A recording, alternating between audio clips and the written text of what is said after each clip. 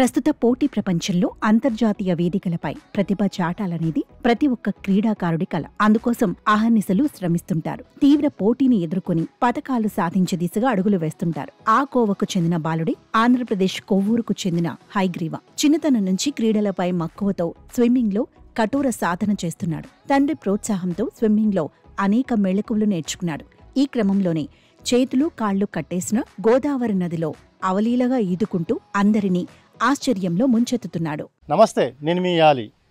ఈరోజు స్పెషల్ ఒక బొడ్డోని చూపించబోతున్నాను. ఈ బొడ్డోళ్ళ స్పెషాలిటీ ఏంటనేది ప్రతి ఒక్కరు చూడాల్సిందే.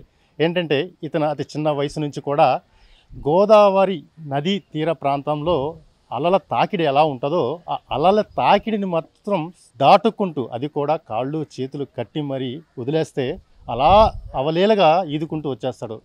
అది ఇతని ఈ యొక్క బుడతోడు స్పెషాలిటీ. సో ఈరోజు మనం ఈ ఎపిసోడ్లో ఈ బుడ్డోడు ఏ రకంగా తను ఈదుతాడు, సో ఇతను ఎలా కోచ్ తీసుకున్నారు, నిజంగా ఈ గోదావరి నది తీరాలు ఈయనకి ఎటువంటి స్విమ్మింగ్ నేర్పిని ఒక్కసారి మనం కూడా చూసేద్దామా?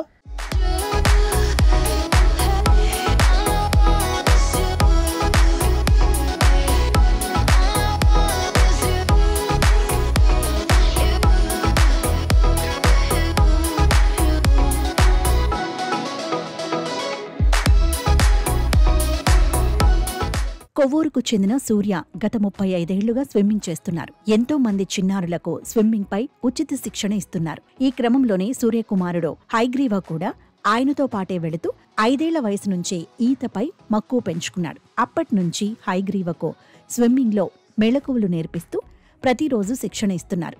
ఈ క్రమంలోనే చేతులు కాళ్లు కట్టేసిన దాదాపు 5 కిలోమీటర్లు గోదావరిలో స్విమ్మింగ్ చేసేలా హైగ్రీవ పట్టు సాధించాడని బాలుడి తండ్రి సూర్య తెలిపారు.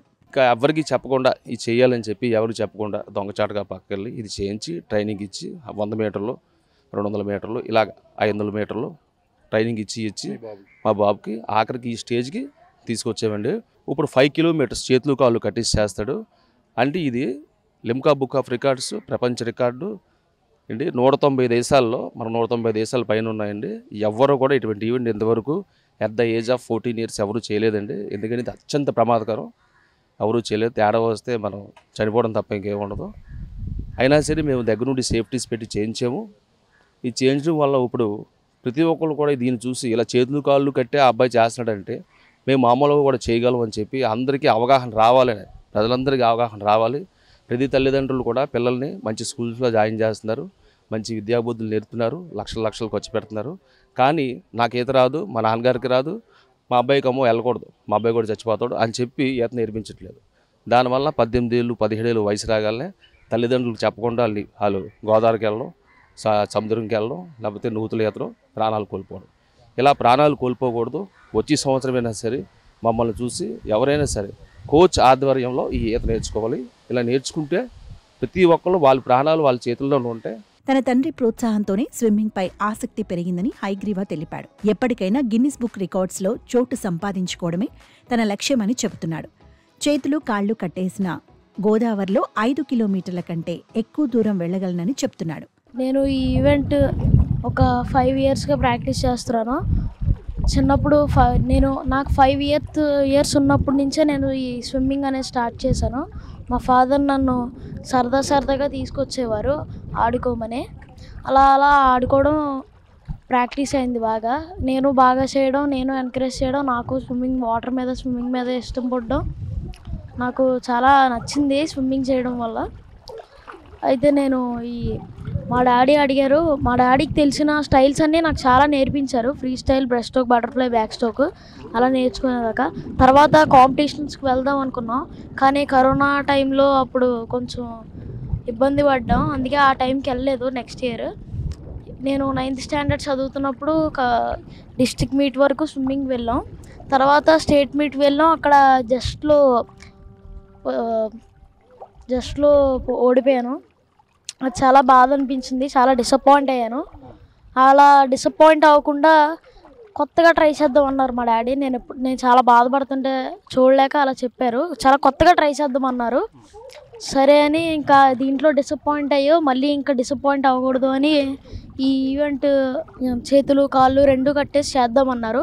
అలా స్టార్టింగ్ ఒక 50 మీటర్స్ అలా చేశాను. తర్వాత 100, తర్వాత 200, 500 అలా కిలోమీటర్స్ వరకు వెళ్ళాను. తర్వాత ఇప్పుడు 5 కిలోమీటర్స్ వెళ్తాను సార్. ప్రస్తుతం రాష్ట్ర స్థాయి పోటీలో రాణిస్తున్న హయగ్రీవ భవిష్యత్తులో జాతీయ అంతర్జాతీయ స్విమ్మింగ్ పోటీల్లో తప్పకుండా ప్రతిభ కనబరుస్తాడనే నమ్మకం ఉందని ఆయన తల్లిదండ్రులు అంటున్నారు. గిన్నీస్ బుక్ ఆఫ్ రికార్డ్స్లో చోటు సంపాదించాలనే తన తండ్రి కలను హయగ్రీవ నిజం చేస్తాడని స్థానికులు చెబుతున్నారు. చూశారుగా ఈ చిన్నారి బొడతడు హయగ్రీవ ఎంత ఈజీగా అవలేలగా కాళ్ళు చేతులు కట్టేసిన అవలేలగా ఈదుకుంటే ఇలా వచ్చేస్తున్నాడు. తన జీవితంలో ఒక లక్ష్యం ఉంది. ఆ లక్ష్యాన్ని చేరుకునే వరకు మరింత ప్రాక్టీస్ చేసి మంచి ఒలింపిక్స్లో నేషనల్ ఇంటర్నేషనల్ లెవెల్లో కూడా తన సత్తా చాటుకోవాలని చెప్పి కూడా తన ధీమా చెప్తున్నారు. కానీ తండ్రి యొక్క శిక్షణ ఏదైతే ఉందో ఆ శిక్షణ ఈ బుడతడికి మంచి పేరు గుర్తింపు కూడా తీసుకొచ్చింది. ఈ కొవ్వూరు పరిసర ప్రాంతాలు కూడా చాలా గొప్పగా చెప్పుకుంటున్నారు. ఏదైనప్పుడు కూడా వీళ్ళ యొక్క లక్ష్యాన్ని చేరుకోవాలని మనము కోరుకుందాం. మరో ఎపిసోడ్తో మళ్ళీ మీ ముందుకు వస్తాను.